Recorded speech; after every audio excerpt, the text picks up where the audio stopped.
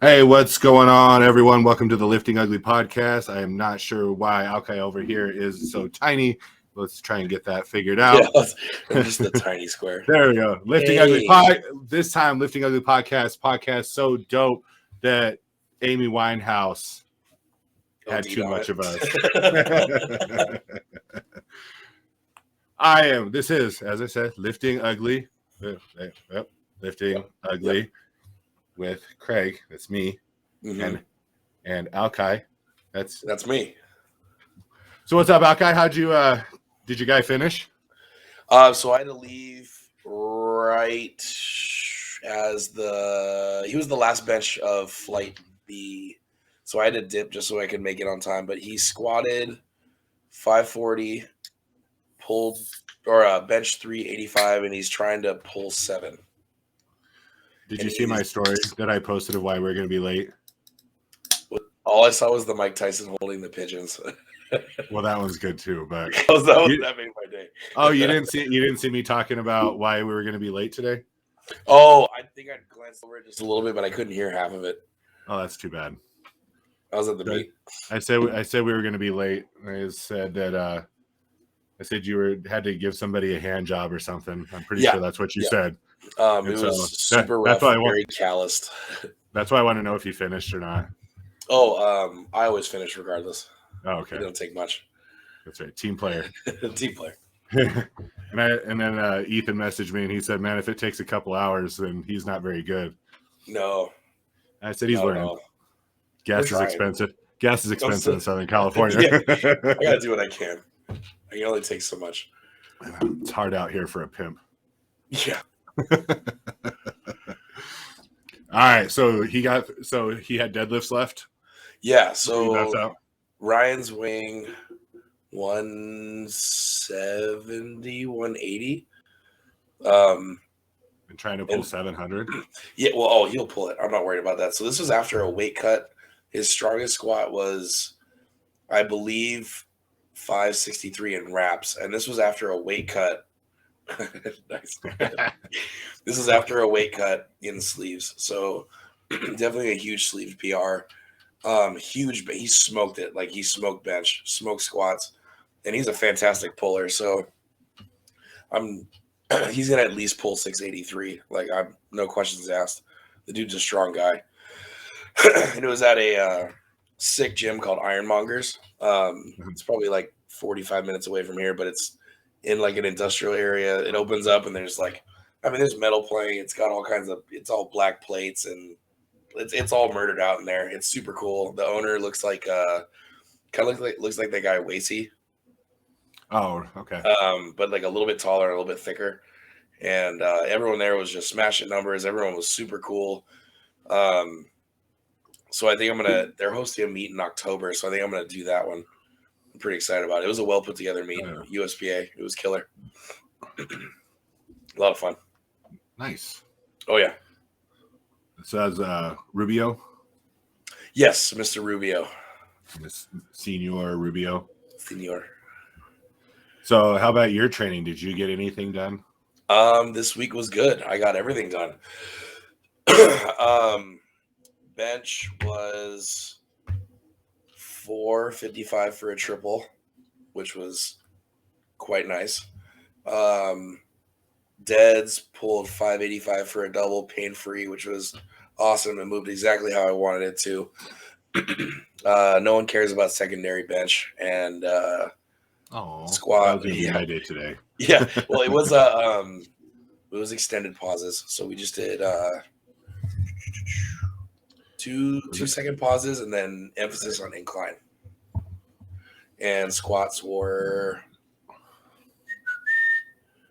500 for a 3x3 on the SSB, and then back down sets for pauses. So all in all, it was a good week. That sounds lots of fun. It was. I'm very happy about it. Stoked. I got this belt. You got to show it off. You got to do the whole. It's so nice. What was that? What thickness did you get? It's super thick. Oh yeah. Oh, dude, I remember when I first got mine too. It like dug into my skin like a mofo. It did a little bit of that. I Yeah. had some of that on my deadlift break-in. And then let's see, there's the bird. That's me.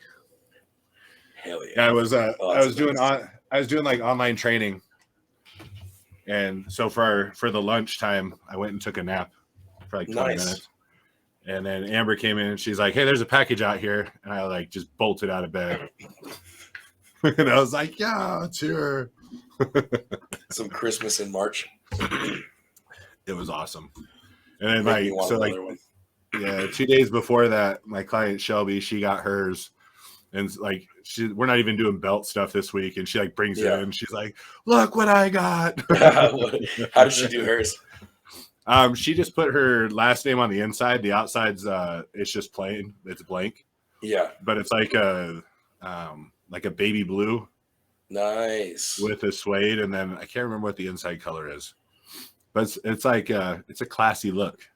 I have to say, it fits her. Works. It fits her well. So I let her use it today. It was a little loose. It needs to be tightened up.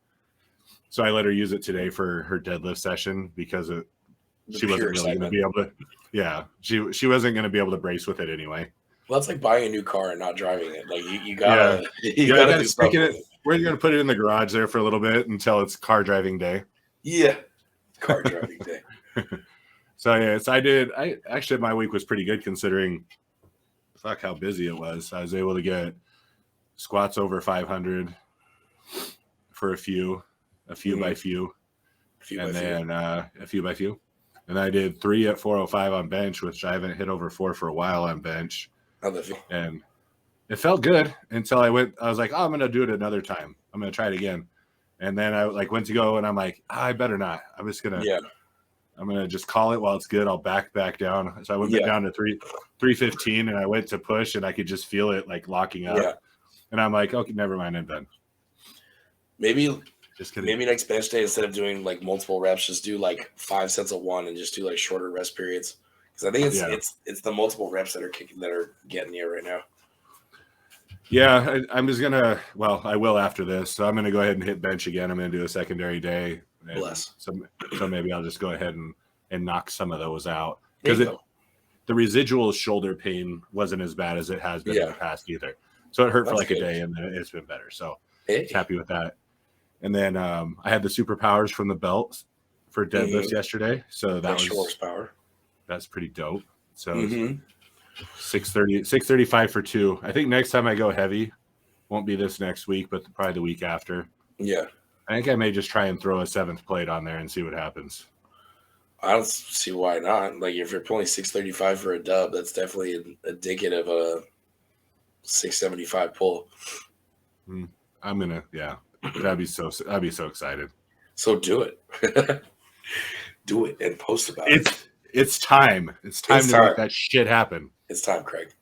Quit fucking around. Yeah, and then that mid 700 is right around the corner. Oh my god! I would. Or do 635, go to like 675, and then maybe 7 right after.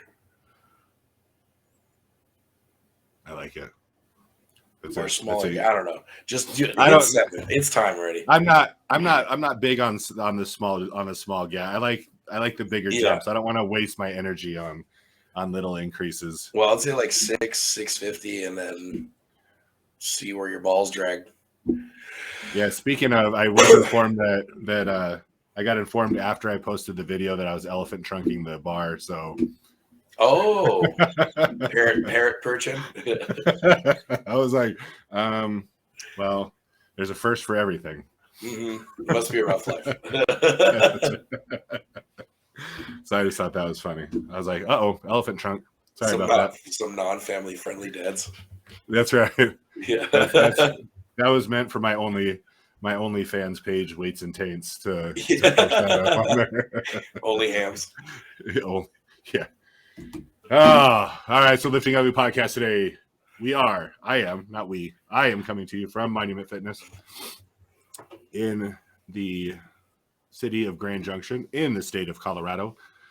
You can visit our Instagram Instagram at monument.fitness, or Instagram if you would like, if you prefer such. Monumentfitness.com. You can also visit us there. If you're ever in the area, make sure you hit me up at lifting_ugly on Instagram, or search lifting ugly. You can leave a message anywhere and I will find it. And go ahead and stop on by. We'd like to get you in so you can take a look and lift with some of the folks here. We do now have 4 people that are going to the Crown Mountain Strongman meet out of this gym in May. I will be there too. Are you? Oh, yeah. Attaboy. Yeah, so we got Jack, Jordan, Ruben's doing it. Yep. And I can't think of the 4th person. I know the 4th person. Maria's going too, right? She's going. She's not going to compete. Though. No. Who else is competing? Keenan. Jack, Jordan, Keenan. That's I forgot about the. How do you forget about the biggest one? the biggest toddler in the world. Actually, I to be forgot all fair, about him. I have lost that man in a grocery store on more than one occasion. Like if you turn your back on him, he just dips. He's like, because he is a kid. He just kind of wanders off without sound, just drifts away. Like, dude, where did you go? 370 some pound dude that can disappear like nobody's business.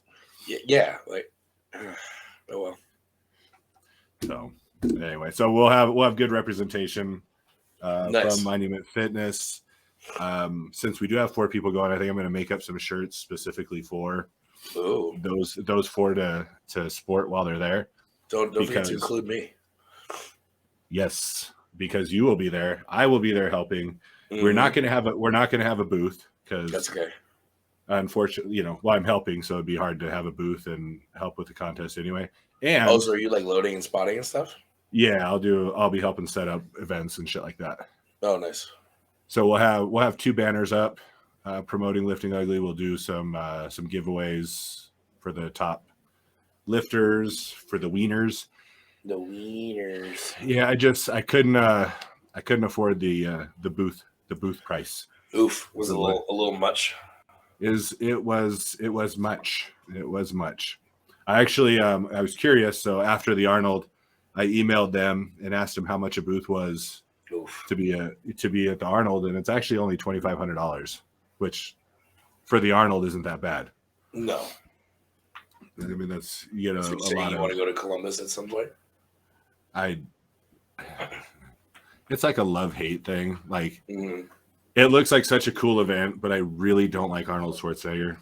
I mean, you're not going for Arnold. I could give a fuck about Arnold. I'm saying, like, I would go to see the Massonomics guys. Like Finn, if they do the animal cage again too. Well, did you see the Strength Co had deadlift? They did what is it, like deadlift expos with some of the top deadlifters. Yeah, Dan Bell pulled 800 for 3 or 4, and then one of the Massonomics guys, I can't remember his name, but he goes by like Bacon and Beer Bells.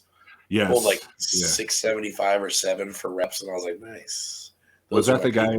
Was that the guy in the little? Yeah. Goddamn right. Yeah. Yeah, and they even so kind of what made me really more interested in it is, was it John Gruden, the coach that was the coach of the Raiders and Super Bowl winning coach and everything, stopped by their booth and bought shirts from them. Oh, nice. And I was like, what the hell? I was like, dude, that's so dope. And then they're like, yeah, it was the highlight of the weekend. Oh, that's so badass. Like, yeah. So it looked fun. It looked like a fun thing to be a part of, and be able, go hang out with some cool peeps and meet some new people, and or qualify with solid numbers and lift at the Arnold. They don't do powerlifting there. Oh yeah. All I've seen is Olympic lifting and the strongman stuff. One of the girls at our gym for the USAPL just competed there. At the Arnold. Really? Mm-hmm. Oh, well, they don't put it up anywhere. Well, they have the Fit Expo, and then they have like the competing stuff. Well, yeah. Anyway, yeah. I don't know about that. I don't know about that part. I'll just run a booth. That's fair. Instead, I'll do the numbers part. Let's see. All right? Seth said John's son took second in his meet there. at the Arnold, I'm guessing. Yeah, I'm assuming so. Who's John? Do you know John? No, Seth, who are you talking I feel about? like Seth. It feels like we should know who John is. Yeah, but he'll let us know. Nope. So anyway, well, it might take him a while to type it out. It's okay. Slow fingers. We love you anyway, Seth. Oh, John Gruden's son. Oh, he was competing. Oh, that's cool. That is dope. And his son is also strength and conditioning coach. Well, was at Washington. I don't remember if he is still there or not. But yeah, he was this big old yoked out dude on the sidelines that was thicker than all the players, but like half their height. Yeah. That's so killer. So yes, apparently I do know John. So I just completely blanked out on. You were completely talking about the same person, and then just. I know. I was like, wait, what are you talking about? Oh, yeah, the person we were just talking about. Mm-hmm. Well, that's crazy. Who would have ever guessed? Mm-hmm. And if you guys want to talk to Alkai, message him, whatever you want to do, as far as he's concerned. It is. He can be an entertaining fellow. You can visit his Instagram page at Pico _powerlifting. You can get him there. His other page is also up and running as well. He's off the watch. The main page. Yeah. He is off the government's cyber terrorist watch list. Ladies and gentlemen, Belly's Out Benching. Go look at Belly's Out Benching and go see Alkai there. You'll see all that in all of its glory. You want to know how I got off that list? How? So my buddy Anthony took the guy at a trainer, took my phone, went to like the service center part, and like typed in there was like a area where it was like, how can we help you? He was just like, hey, can you get me off this fucking list, please? And 2 days later, it was done. Oh. Well, thanks, Instagram. Yeah.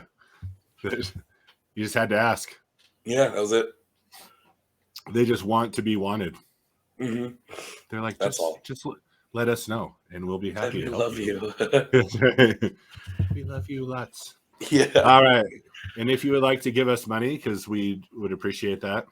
I should phrase it in the way. If you would like to show support in a monetary way, you can do so by subscribing. You did. This way, you can do it. You can do it by subscribing for a monthly membership at patreon.com/liftingugly and check out our tiers there and see what we've got and what you may be able to get out of that. The other way, which Alkai did donate, is from liftingugly.com by purchasing some of our fine Lifting Ugly gear that we do have available there. We do also have the one-time donation buttons on there so that you can do one-time donations as well. If you're, for some reason, don't want to buy anything but want to give us money anyway, you can do it that way. And Alkai did it. He didn't use his discount code, paid full price for a handful of stuff. And so he did donate. It was a decent tab. If it makes you feel any better, I think I've done that like 4 times now. I think I've only actually successfully put in the code like once or twice. Yeah. So I ordered a sweatshirt for Nick Camby, who anyone listening, Nick Camby, we will have his interview posted up here shortly. I ordered a sweatshirt to be sent to him. And then last week ordered a shirt for Bella, the winner. I self-declared. Oh yeah, you weren't here last week, so you don't know. I just declared her the winner of the Face of the Week. Bella is Selena Vega's daughter. Oh, cool. And I don't know if you saw it, but if you didn't see it, you have to check it out because she's only 14 years old, and it was a great face. Oh no, I saw it. Yeah, it was solid, like excellent. So I want to tell you her numbers because they're pretty cool numbers. Her squat is 200, bench is 126, and her dead is 220. Hell yeah! At 14 years old. That's a start right there. Yeah, and she just won last weekend. She also won. It was a good weekend for her. She won Face of the Week, which had to be the highlight of her weekend. Obviously. I'm sure. And she won the freshman-sophomore wrestling tournament. That's a woman that gets after it, man. Like, yeah, she's. I feel sorry for any guy that tries to cross that young lady, or any chick that tries to wrestle her. Like that's a strong chick right there, man. Right? Jesus, I mean, apple doesn't fall far. Clearly, No, his mom's a beast too. Hell yeah. All right, so I do have it's up on the website, but I'm open to suggestions with this new shirt. Okay. I had a graphic worked on. Here it is. So tell me what you think. For those that aren't looking, that are listening, it is Lifting Ugly in the background, scripted logo with a squat rack in front of it. Yeah. And it doesn't quite say squat happens. It's the alphanumeric characters so that it can be determined to say shit happens or squat happens. Oh. That's kind of was my idea. I'm open to suggestions to change to make it different. Let me ponder on that. Okay, that sounds good. Yeah. But anyway, I like the squat rack though. That's cool. Yeah. The Lifting Ugly behind the squat rack. I dig in that. I like that. I just don't know if I want to keep it as that or add a little something to it. Just not quite sure what that will be. Well, let me ponder on that one because I like the squat rack. That's a good start for sure. Yeah. I feel like it needs a little something on top of it. Maybe just change the was that an 8-ball in there? That was the A or an 8-ball. Not today. No, in the shit happens. What were the two? That was yesterday. That was my day yesterday. Yeah, that was my lunch. It is. Oh, is it at A? Okay. I don't. From there's there's an at symbol, and the one before that, I don't know what that turned into. I swear it wasn't like that when I first put it on there. I was gonna say, what is the FFFD? I have no idea. Okay, so that's gonna have to. Some of that shit's gonna have to change regardless. Yeah. Maybe I'll just put squat happens and just leave it at that. Yeah. Or you can just use like a goal asterisk. Yeah. Fill in the blank. Like a hangman thing. Yeah. There we go. There's some ideas. We're spitballing here. We're moving coming up with some ideas. We're going in the right direction. I like the direction we're heading. All right. So face of the week this last week. We had a lot of submissions because technically it was 2 weeks worth of submissions. Since I told everyone, I was like, you kind of pointless for me to put you up against her because she'd kick your ass and there's, we'll wait and let everyone compete together. Yeah. And to be fair, I did ask Bella if she wanted me to declare her a winner like I wanted to, or if she wanted to compete against everyone else. And her answer was the best. She said, "It doesn't matter. I'll win anyway." Yeah. So I was like, well, with that on top of the rest of it, I was like, hey, they have to do it. So I have all these uploaded because I was going to bring them up to Nick Camby and see which one he thought, but we didn't get around to it. So I have these loaded. So here's your girl, Chelsea. I love the did I just shit my pants face or like the half confusion. I know, it's just her faces are really funny because they're not normal strain. No, they're not. Their confusion looks totally. And so I told her it was kind of like a Popeye look. It is. It looks like a Popeye look. And then we have Ethan coming back again with the nose tampon. Now, Ethan, when you listen to this, we need to do something about this blood pressure of yours that causes you to keep blowing these capillaries. But it does make for a great picture. It does. And he's cranking some serious weight getting ready for King of the North. So the man's is getting very strong. Yep. So that should be a cool event to watch because these guys and then Austin is. Dude, did you watch that 700 squat by the way? I think yeah, I did. Oh. It's stupid. It blows. That guy blows my mind, dude. 100. What is he? 180. Maybe 170s, I think. Squatting 700 pounds. Yeah, that just makes you want to quit. What a jerk. Yeah. Here's the real Slim Shady. I mean, he looks like are those mutton chops? No, it's just because his hair's so almost clear. Oh yeah. The man is alopecia. Yeah, he's He looks like the guy from Trailer Park Boys? Because Yeah. he's got his glasses on and his chin's kind of Bubbles. jetting out in the picture. Yeah. So go Wyatt. Justin with another submission on his pull. With the trend neck. Yeah, right. All right. This is he said he'll come up with some better ones, but this is Cody from Be Strong Strength and Conditioning. Hey, but at least he submitted some, so I'll take it. That's right. He's that's the facility that the powerlifting meet in Denver is going to be at June 4th. Nice. It's going to be at his place, Be Strong in Denver.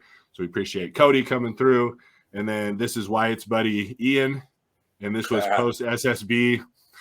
Yeah, so that one's pretty good. I can't tell if he's going like, or if he's I think it's more of I think it's a pain. Yeah, pain bone. Nice. I don't know him well enough. It could be a combination of the two. To each their own. To each their own is correct. But the winner, undefeated, is our man out of North Dakota. So, good job. They keep it real up north. He's won 2 submissions and what did we call that one? A quarter final. That's right. Is that what we were calling that one? Yeah. So good job, Ethan. If he wants another discount code, I'll give him another discount code if he wants to order more stuff. Because nice. I will not deny him that. All right. So at this time, do you have anything else? I guess I should ask you. Do you have anything else that you would like to discuss? No, but I forgot to mention earlier the meet. They had it was pretty cool. So they had a food vendor, they had a clothing vendor, and then they had one of the guys that trains there is a massage therapist, and the dude's a hammer. Like he got hands of steel. Right. And he was doing $20 partial adjustments and massages and stuff. Dug into my bicep tendon and my forearm and my lat, and that was like I was sweating on the table in pain in front of 80 fucking people. But he's a strong dude. He goes by his name's Mike. He goes by Iron Hands. Very fitting. Well, I was gonna say it's well put, I'm sure. Yeah. So I just wanted to give him a shout out because that was it was horrid at the time being. Right. But the dude's very good at his craft, if you will. Yeah, it's I've had a little bit of experience, not as much as people think I should, because Amber at this time is going through her massage therapy school. Oh, nice. And she knows how to do it already. She just needs the certification. So anyway, yeah, we've had a couple runs where she's done tricep digs, and it is super fucking painful. He had me on my side, had his elbow in my lat, put his full body weight on it, and was having me do shoulder presses from the side. Right. I was like, dude, thank you, but fuck. Hey, you knew what you needed. I am in pain.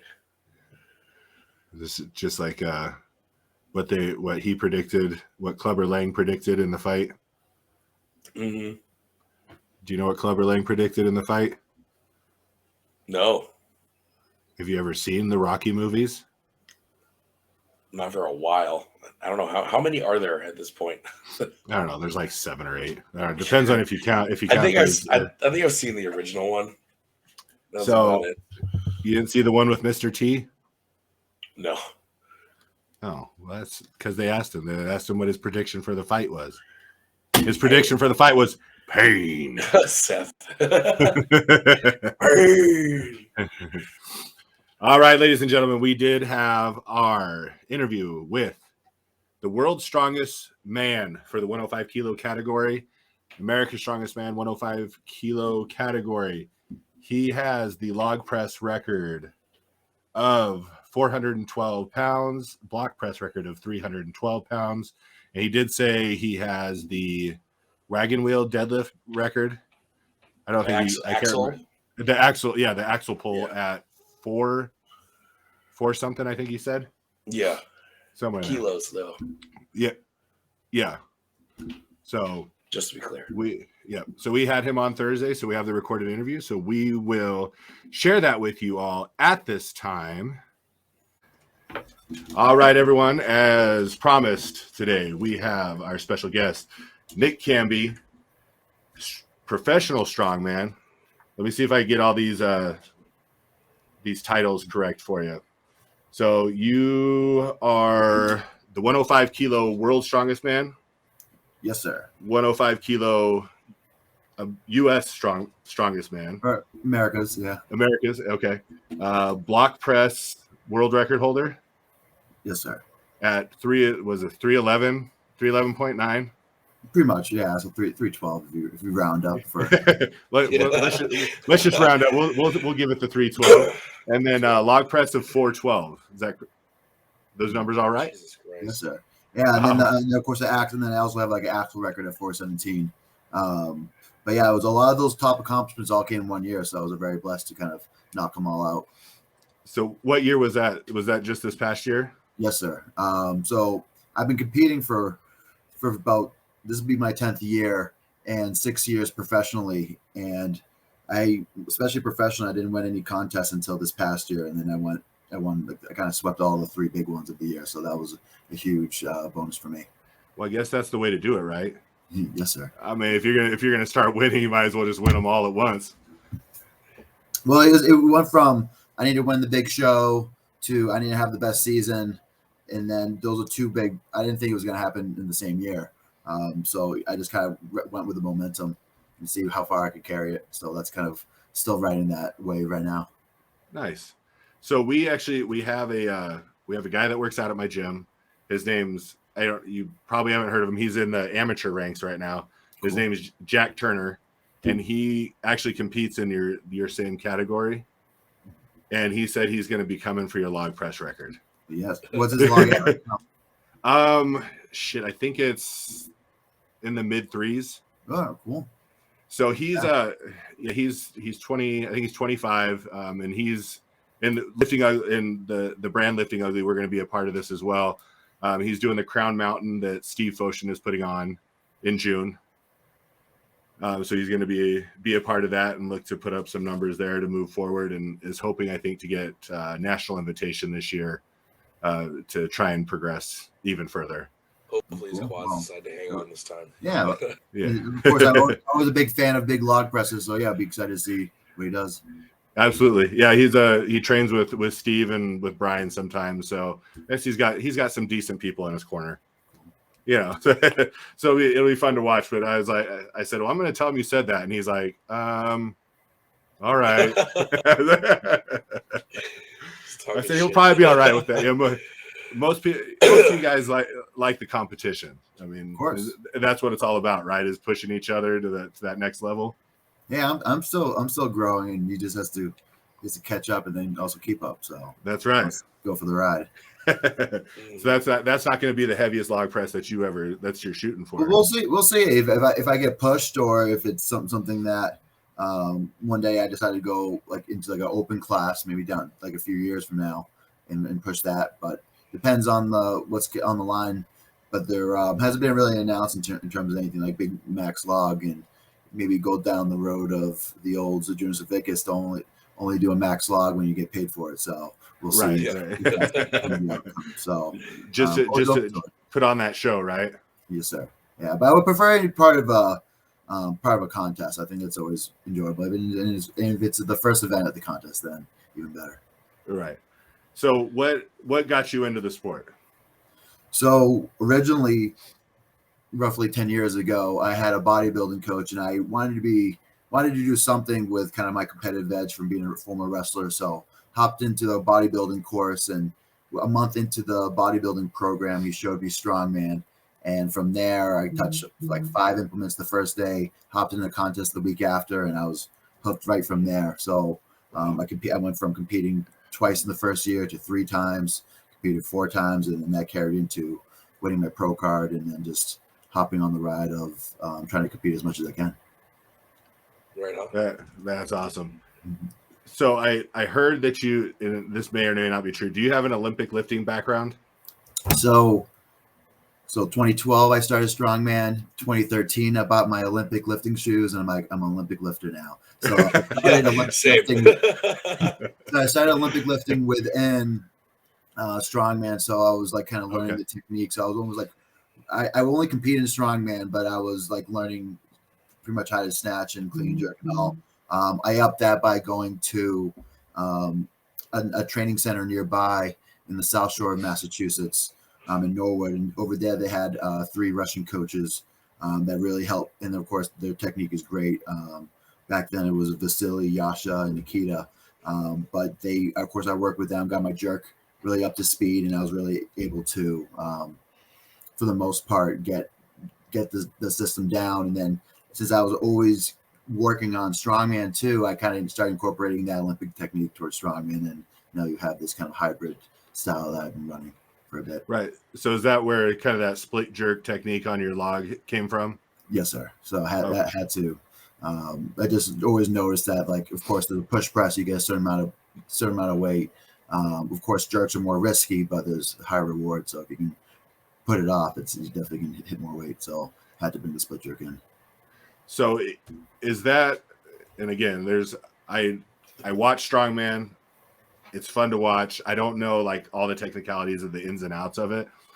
Is the split jerk, and this is just things I've heard, is it allowed at every contest, or is it one of those moves that's kind of hit and miss on if they allow it or not? It is allowed in every contest, and I would say probably 99% of contests. The one exception is maybe on like a Viking press, where sometimes there's no like double dipping, so no jerk movements to like push yourself under the weight because it's already on a lever. So of course the weight's going up this way. So sometimes some rules will say no double dipping. But recently we were talking about like the Arnold women's pro show recently, and they had a double dipping, so you were allowed to split jerk. But more often than not, split jerk is allowed. Okay, awesome.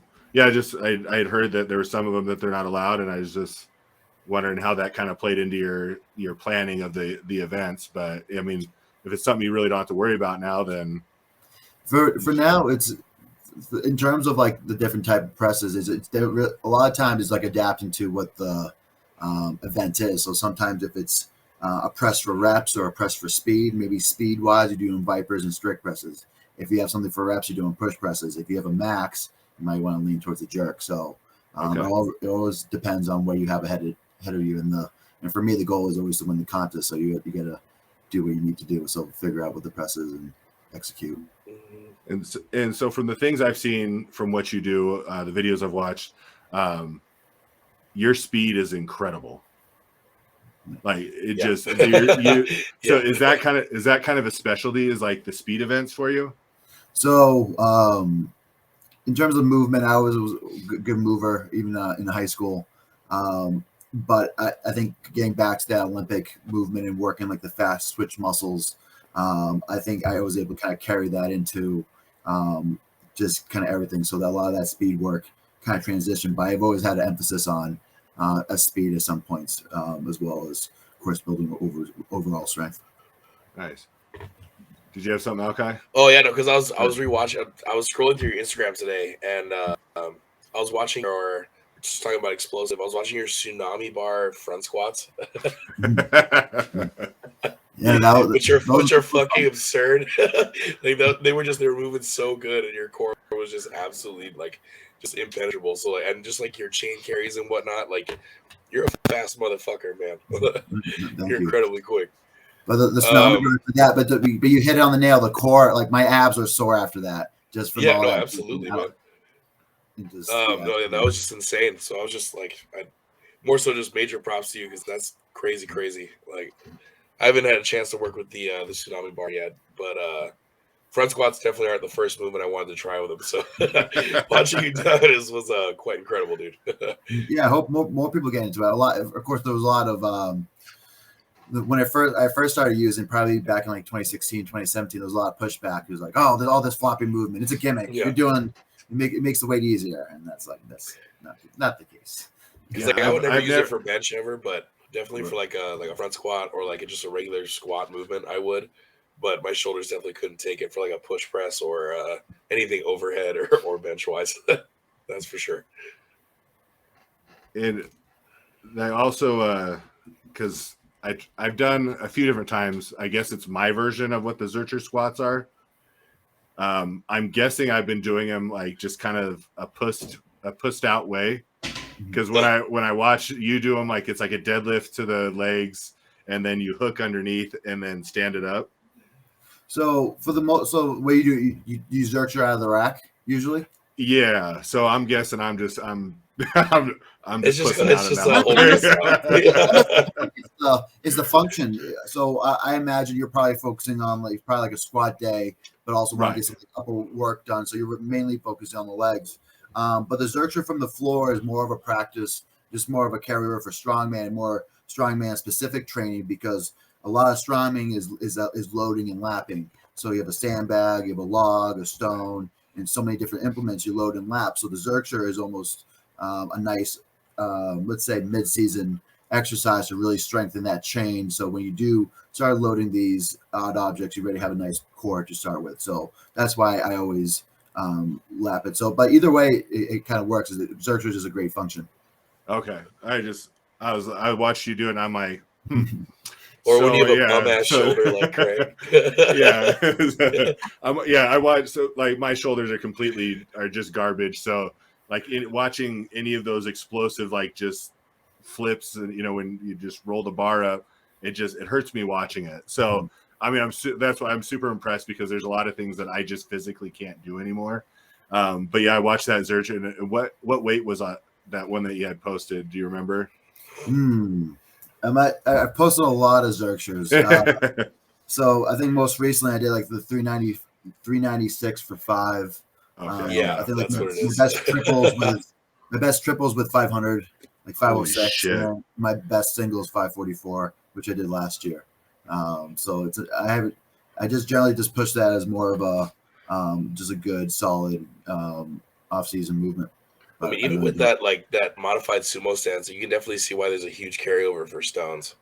Yes, like picking it up, lapping it, sitting into your chest, like that's I mean, I would never do it because I don't need to pick up stones, but that's definitely a cool movement to implement if you need someone's lower back to get a lot stronger. Like that's pretty damn cool.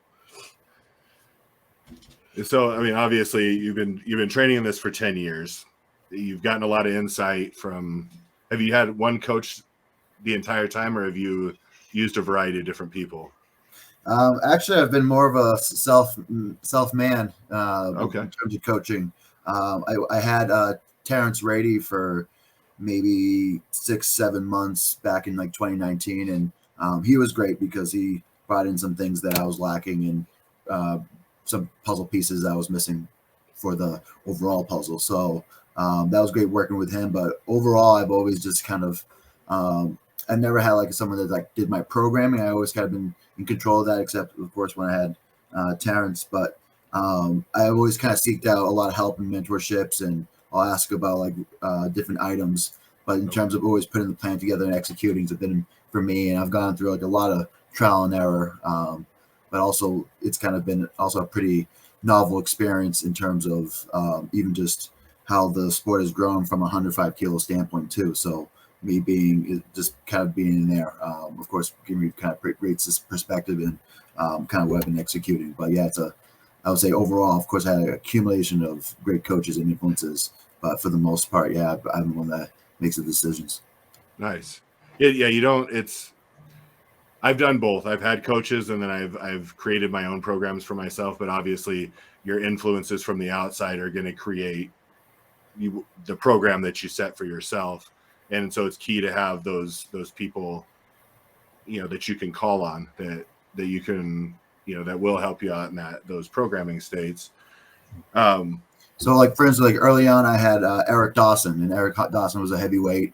He got his pro card on pretty early in 2012 when he was working at TPS. So right off the gate, right off the bat, I had someone to, of course, understand like what his journey is going through in terms of different competitions, knowing what's out there, but also seeing someone that puts training plans together and does a lot of competition. So it was great to have someone that already had like a good base and a good pro status to kind of mentor and see how, like, if it's a lot of times seeing is believing. So like you see things on the internet, but when you see it for yourself on the hard work, then you see how attainable it is.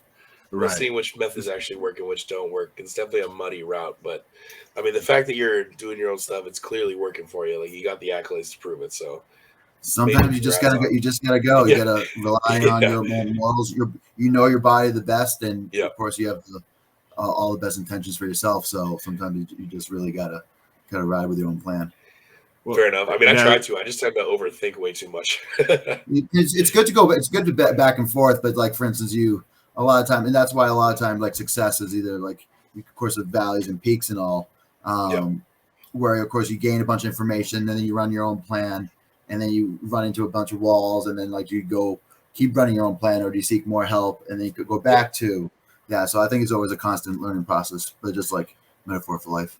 So over the last like 10 years, where were your I guess maybe two big sticking points, like either with training, mental aspects, like, or were there two things that kind of stood out the most to you that were, I guess I don't want to say major roadblocks, but something that kind of stood out to you that sticking point. I like the sticking points. I'll say the first one, I had to really start cutting out the partying, and then just kind of the some of the nonsense of just kind of hanging around and just drinking beer or bullshitting just to kind of bullshit.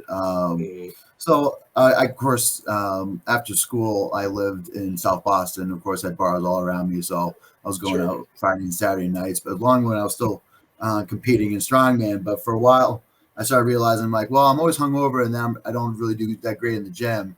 I gotta eventually kind of choose one or the other. So I started like dwindling away at that. But I think I could have done that much. Probably came to my senses much, maybe like a year or two earlier, and really kind of focus on what's kind of important. Which again, obviously was the kind of strongman, but I think everybody has to figure that out on themselves. 100%. So you kind of have to figure that out. But I don't know, you're young, you're in your 20s, so that's also kind of hard because you need that balance of like wanting to have that social life, not but just training.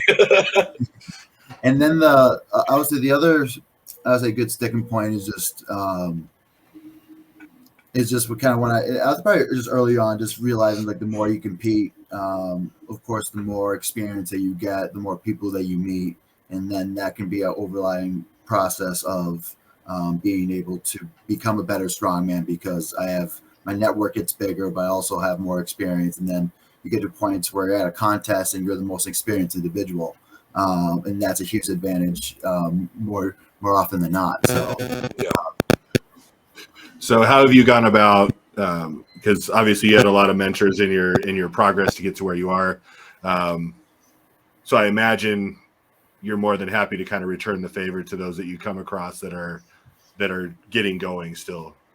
Oh, absolutely! I always try to pay for it, and of course, many people paid for it to my sense. So of course, I get of course, I try to answer almost everybody I get on social media, mostly on Instagram, because I'm also like on TikTok and Facebook, and to be fair, I don't check those as often. So if you have sent me a message on that, I'm sorry I haven't replied. We've tried the TikTok route.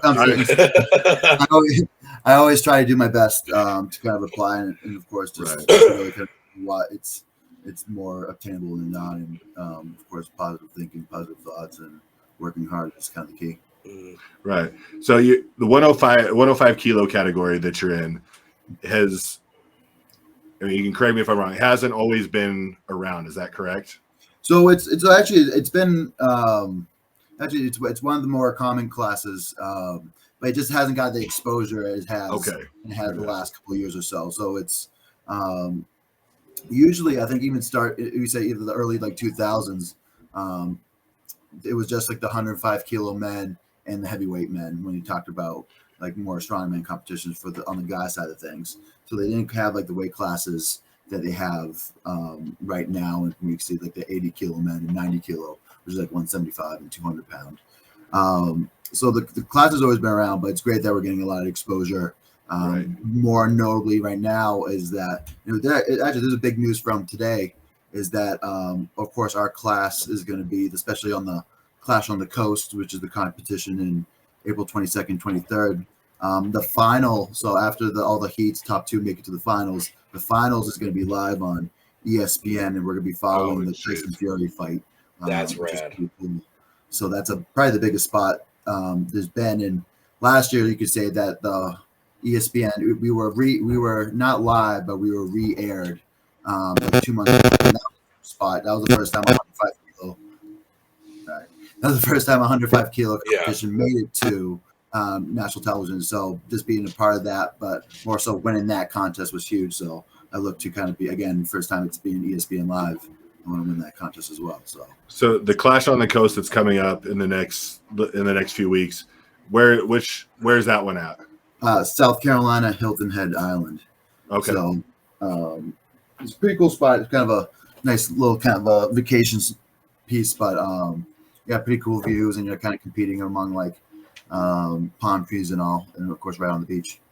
And then where are the finals in the same place, or so it should be. I think this year he's building a platform kind of on the beach, so they're gonna have all the competitions. So, so the 105 kilo competition is kind of like the main show. There's the record breakers after the qualifying in the morning on Friday. So that will also be on ESPN Live in the afternoon. So a lot of like men and ladies weight classes records being broken.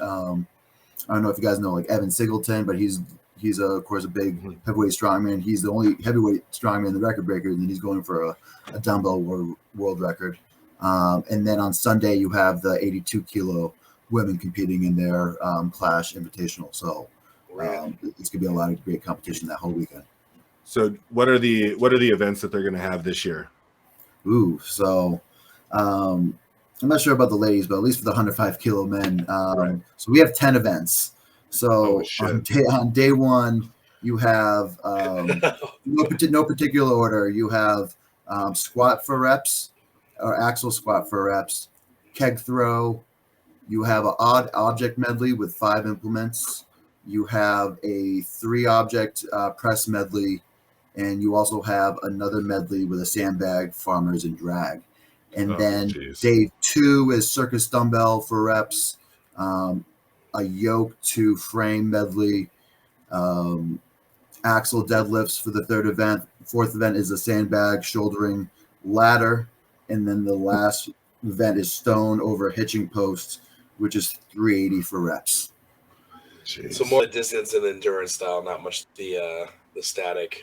So I think right there you can.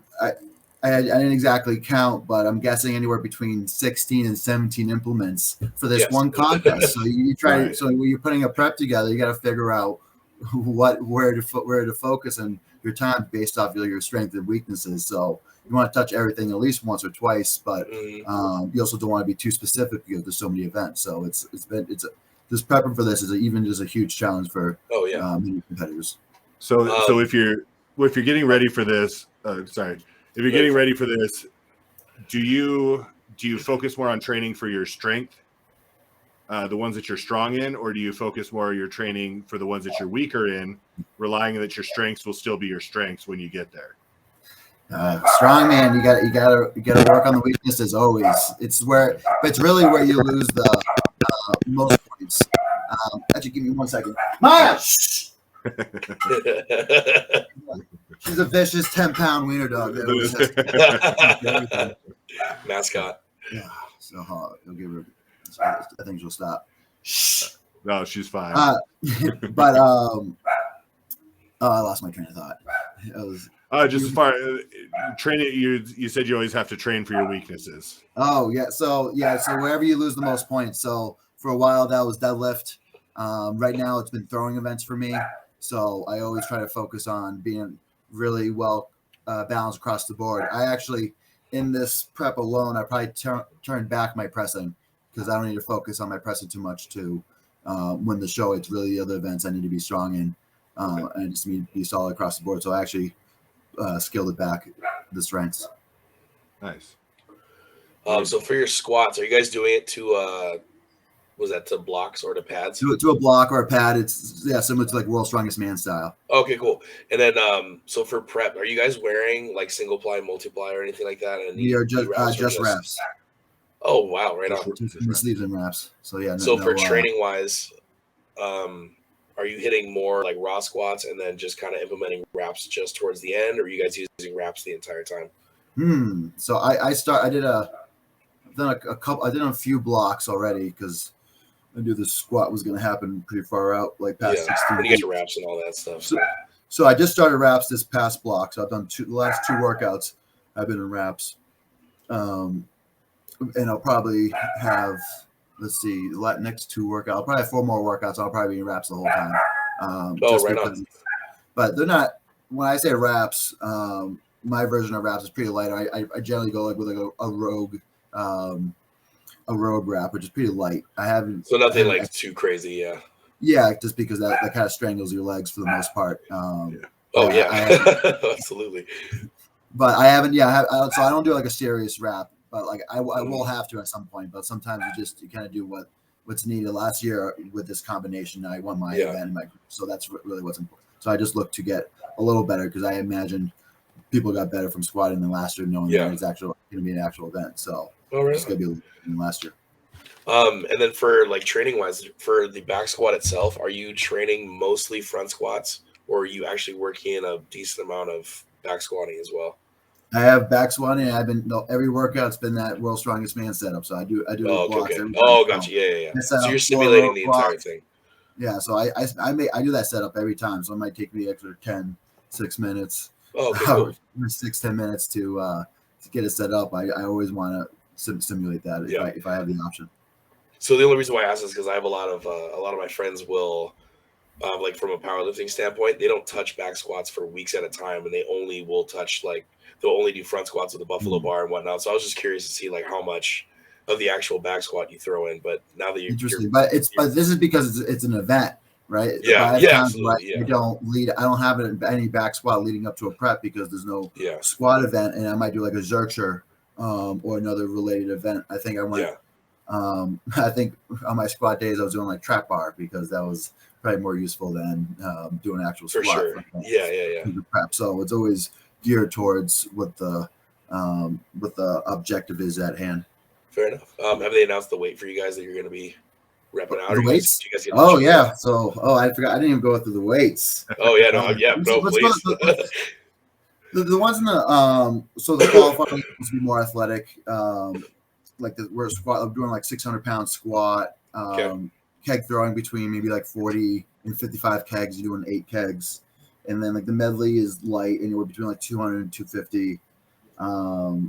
Press is light too, but like in the finals, I think we have a 210 dumbbell for reps, 800 to 300, 800 yoke, 300 frame. Then you have 675 axle deadlifts. Up to 320 sandbag shouldering, and then 380 stone. So all pretty good weights for lots of spinal loading. Finals. And that used to be, of course, some of those used to like the dumbbell and stuff like that. That used to be weights that the heavyweight guys were doing right on World's Strongest Man. More probably 10 years ago. Wouldn't say like in recent time, but 10 years and plus. Which had 100 pounds less body weight. That's pretty fucking awesome. But it's cool that this is what's the sport going to progress in the next 10 years, right? Yeah, exactly. Other women going to be doing these weights in 10 years, so like, I don't know. Yeah, seeing the weights that they did just this last weekend, I don't know. I wanted to crawl in a hole. I'm like, which one were you most impressed with? Andrea's like 800-pound squat. There were like 6 ladies that finished. I hit 800-pound yoke. It was amazing. The what was it, the Hummer tire pull that I was watching? And so, Andrea's 800 pull on that, but then just the amount of them that were able to hit over 700 on that was just incredible. It was, it's fun to watch just how much progression like the women have made. I mean, the men's is obviously, like you said, you're 105. You guys are now doing weights that the opens used to do. And now the women are doing weights that like no one would have ever thought that a woman would touch that kind of weight and let alone be able to just blow right through it. I mean, it's great to watch the, like you said, the progression, and who knows where this is going to end up in the next 10 years, what the weights are going to be. Very, very inspiring. Yeah. Everybody's getting into it. So do you have any plans to do any other event besides the Clash, or are you putting all your eggs into that one for right now? Well, so right now, nothing before Clash, because I kind of treat Clash with, of course, what's at stake. It's kind of like the Super Bowl for the year. I'll probably do America's Strongest Man, World's Strongest Man in the fall. originally I was invited to Russia for a contest, but I don't think that's happening Probably not a anymore. good idea. So that's probably not gonna happen. That was a fun show, and just too bad there were great people up there, but just of course governments get involved and you see happen. So maybe that gets moved to a different country. That's what I would like to see, but we'll see what happens there. That originally was supposed to be in June. I got invited to go do a competition in Prague, Czech Republic. Oh, nice. Yuri Cattle Check out there was a pro strongman, and we invited a lot of course, individuals from like the Eastern Bloc, the UK, some Australians and New Zealand guys. So hopefully I make it out that direction. I'm considering the Shaw Classic as well. Right. That's the one I was going to bring up and see if it was something maybe you would be I've been depending on the events for the actual Open, I might hop in. Of course, like when you talk about some strongman like, oh, it doesn't matter about the events, you got to hop in every show. But like I can do that at 105 kilo sense, but heavyweight I got to be more selective. So depending on what the events are and the weights, I might give it a go if Brian Shaw gives me the thumbs up. I think I got a video or so. I haven't looked at the exact details, but maybe I'll hit up my buddy Stickle and you'll tell me what's up. Yeah, I think they're doing online submissions for the qualifying, but yeah, it'd be cool to have you out because I mean that's over here in my neck of the woods. Cool. I'm in Western Colorado, so I think last year he had it up at Estes Park. I'm assuming he's gonna have it in that same area. So yeah, I mean if it's something. Well, he's hosting in an actual arena this year. He stepped up the. I imagine it's probably the same town, probably near where he's from, but. Yeah, he got like an arena, so he's stepping up concessions, sales, and all. So nice. Yeah, so it should be a good one anyway. So if you throw your hat in the ring there, that'd be pretty sweet. Mm-hmm. Yes, sir. Yeah, I'd like to show him what's up. That's right. All right. So I know you got to go here. So we appreciate you coming on. I had a few other questions, but not a big deal. I know you got to get going. I got 5 minutes. So if you got. You can do a speed round, and I can. All right, got some quick ones. What kind of belt do you have? Right now, I have a SBD lever belt. Nice. And just in general, in terms of other lever belts, I've done like the Inzers and all the ones, but this one I feel like is pretty thick and is adjustable, so it's a great value. We because we're in with Pioneer now, so excellent. I always want to check on people's belt status. Pimp them out just a little bit. I have a Pioneer belt as well. But yeah, I became a SBD athlete recently. So nice. Hey, so of course I'm just excited joining a great network of athletes. That's probably one of the big reasons. Oh hell yeah! I mean, yeah, you can't go wrong. You can't go wrong with anything that SBD puts out anyway. All right, and so then I had a couple questions, and these came from other people. So hopefully you don't. It's not for me, just so you know. Of course, I get questions on my podcast, so I get some of the pretty, of course, edgy ones. So yeah. So I got one that says it's ass or titties. Butt man. Okay, that seems to be the popular answer. And then the other one that, like, to me it's even a weirder question. Like ass or titties isn't like a weird question. It's just you never know how someone's going to respond. This one to me seems weird, but the guy seems nice enough. So he wants to know what kind of socks you use during deadlift. Probably the Puma socks. Oh no, I have been wearing my SBD. I'm plugging the SBD, but I have been wearing the SBD socks lately. But generally, it's probably my Costco Puma, like mid sock. Okay. That's just a cheap one to get and that you can ruin, and it's not a big deal. Absolutely, yeah. All right, and so then what I want to do real quick, if you got a couple more minutes, we do a game that we call white lights, red lights. We'll kind of breeze through what it means. It's more of a powerlifting term, I'm sure you're aware.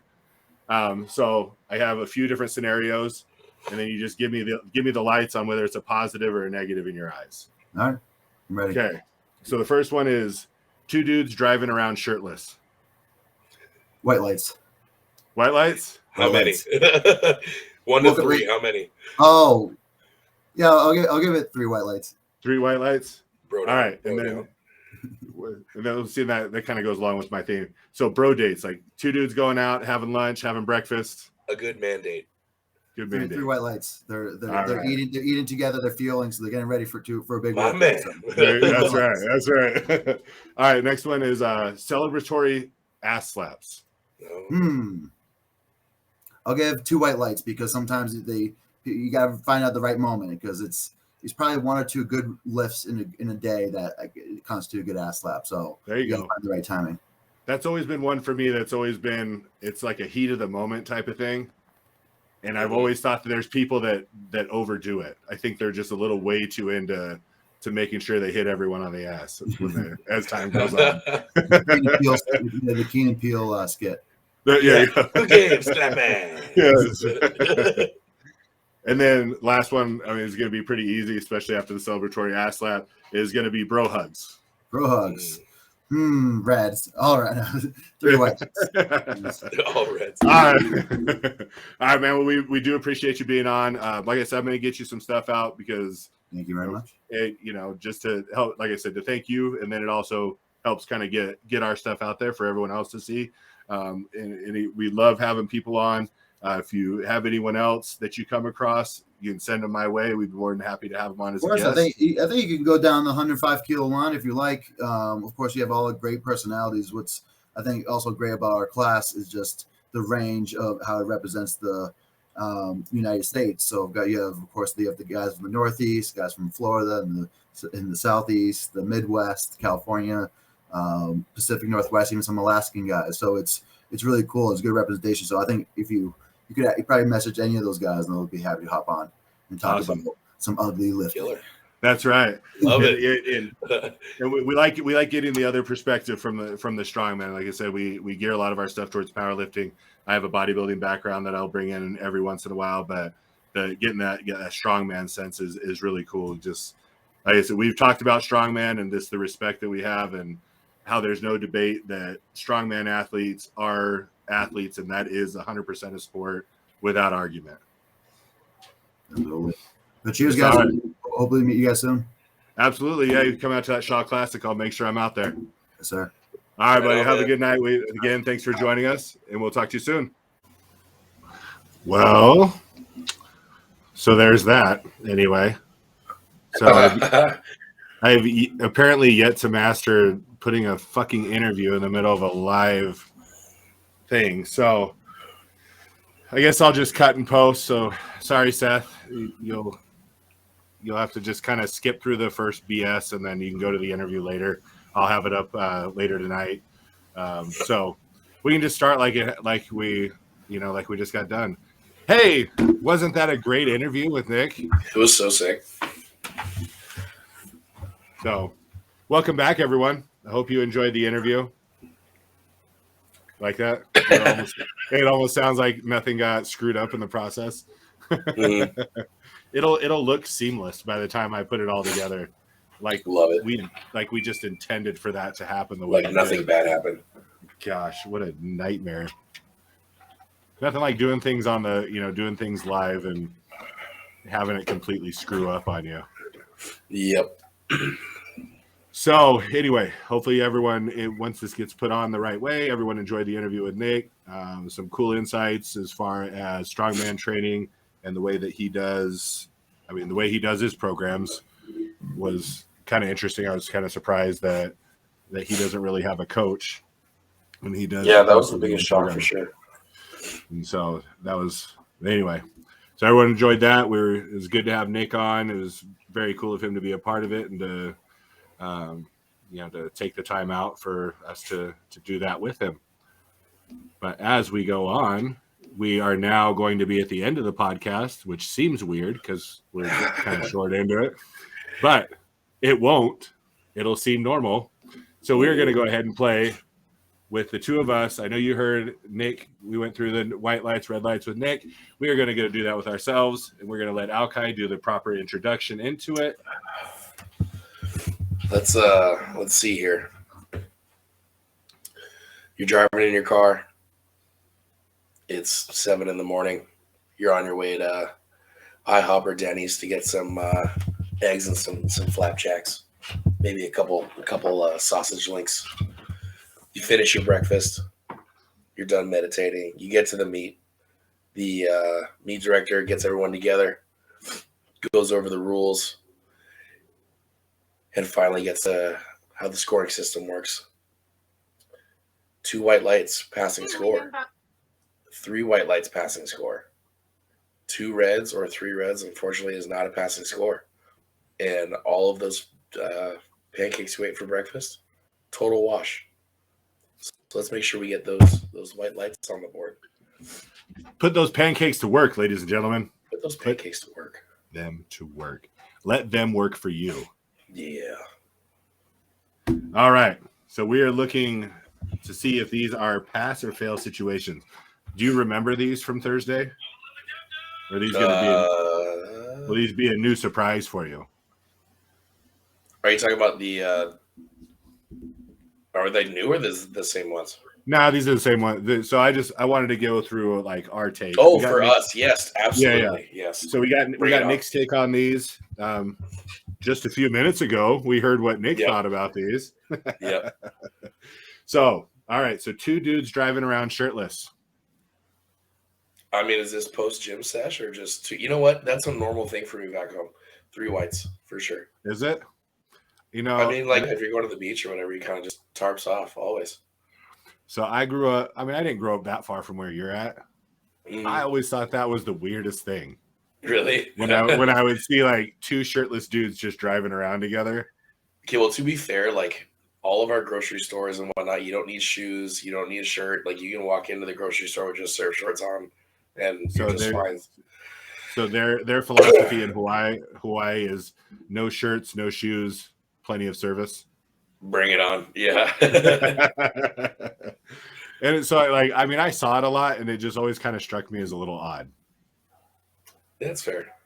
So what's your take? Then, I don't know. I would give it I would say one white light. Like to me, it's just like I wouldn't be a part of it. It's just weird for me. It's a little me.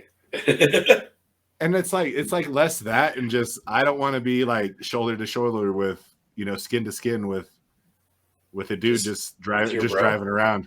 Yeah, with that one sweat patch on your shoulder because there's always friction. Exactly. So, but I understand it, and I understand the reason behind it. So I'll give it a little leeway on my end of things. Fair enough. It's a hang up I've had since I was a kid. So it's deep seated. Probably something I recessed some trauma from when I was a child that I haven't addressed. I'm not. That's right. All right. Next one I think we both agree on would be the bro dates. Oh, let's call it a mandate. Mandate. 3 whites for sure. Hands down. I'm all for it. I do them all the time. Yeah. I mean, why not? I mean, I'm not getting laid, so I might as well hang out with my boys, right? Go on a date with somebody. Plus, there's no expectations afterwards. You get to eat. Because that would make it weird. Yeah, it would make it weird. So what about if you guys went on your bro date and then took your shirts off and drove around? I mean, that should be expected, right? As soon as we walk out of the restaurant, all right, tarps off. Yeah, that's right. It's time, boys. Fresh off a dinner bloat. Yeah. Oh my gosh. Or that the pancakes and sausage before meat. Oh yeah. And just a nice pouring out of my singlet. Yep. It's a beautiful sight. All right. Celebratory ass slaps. Oh, 3 whites for sure. You're all for celebratory ass slaps? As long as they're not overly excessive. And that's why I would put one red light in there because I have been a part of some teams in my life where it seems like there's always one guy that's like he's making it too much. Yeah, he's making it an excuse to touch everyone on the ass. Like not even playing. It's like you come off and he's always the first one there. Yeah, good job. And it's like, all right there, Skippy. Hands to yourself. Yeah. But in the heat of the moment, it's one of those things. There's real heat. Yeah. Yeah. All right. And then easy one. Bro hugs. Oh, you can't 3 whites for sure. The pure embrace, like after smashing a PR or something, and it's just like I'm home, you know. That's right. Come to me. Let's enjoy this moment together. Oh yeah, absolutely. I am with you on that. All right, ladies and gentlemen, that wraps up the scene feels so weird. That wraps up our white lights, red lights for today. Once again, I am coming to you from Grand Junction in Colorado from Monument Fitness. You can visit us at monument.fitness on Instagram. You can visit the show anywhere on the World Wide Web or any social media at lifting_ugly. Search Lift Ugly, Lifting Ugly, and you'll be able to find us. Alkai here. I'm going to have to add the other part of this. You can go visit him at Pico, Piko _powerlifting, or you can get him at his main page, Bellies Out Benching. Are there underscores in between all of those words? You bet your sweet tush there is. All right. We do enjoy our underscores here at Lifting Ugly. You can support us with a monthly subscription at patreon.com/liftingugly, and that would be greatly appreciated. Thank you to anyone who ventures in to do that. If you want to support and guaranteed to get something in return, you can buy Lifting Ugly gear from liftingugly.com. Liftingugly.com, you can get shirts, hats, flags, which I have one coming, you have one coming. Oh, I'm so excited.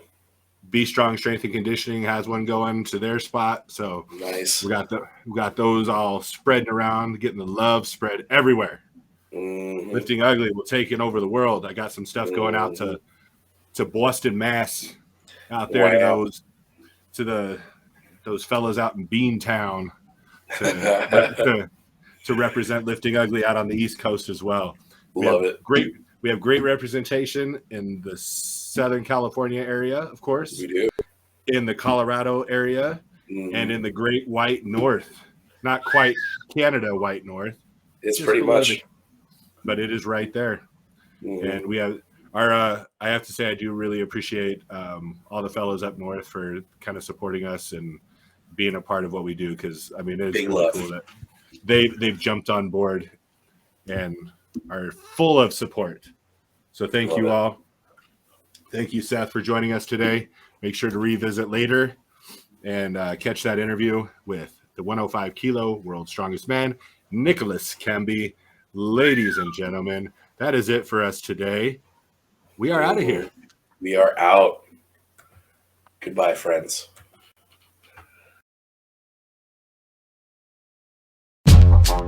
Oh, no. Slide that belly to the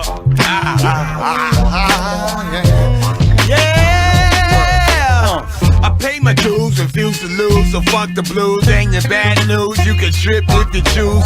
While I sip booze on a 7-day cruise in Louis Vuitton shoes with floozies by the jewels. The good life, talking about the good life. Live it up for a little while, then go to the hood to get the good wife and settle down. But for now, I'm studying down, refuse to allow myself to live foul like when I was sniffing pals. Still got trials and tribulations.